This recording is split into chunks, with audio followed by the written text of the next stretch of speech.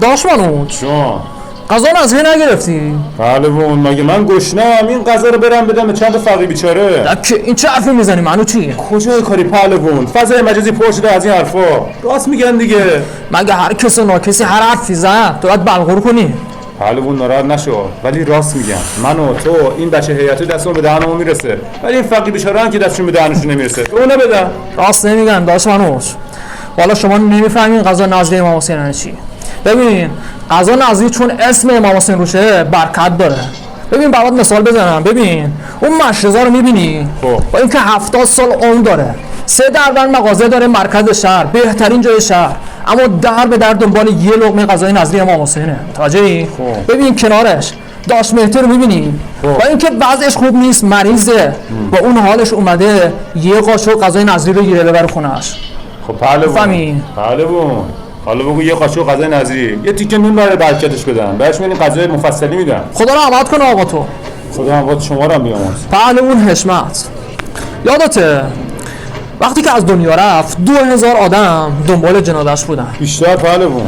تو تکیه 2000 آدمو غذا دادیم. چرا؟ خب پهلوان حشمت سرشناس یه شهر بود پهلوان.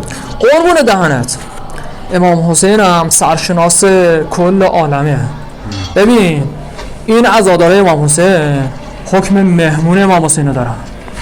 کسی که برای امام حسین مجلس میگیره باید آبروداری کنه. توجهی؟ باید سنگ تموم بذاره، حتی شده اندازه وسعش یه دونه چایی هم بده.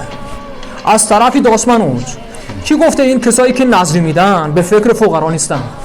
ببین همین هیئت تابستونا جواناشو جمع میکنه، میرن مناطق محروم، خونهایی که خرابه رو درست میکنن، خونه هایی که آسیب دیده رو تکمیل میکنن. راستش من چند نفر رو میشناسم که بچه های یتیم رو دارن سرپرستی میکنن.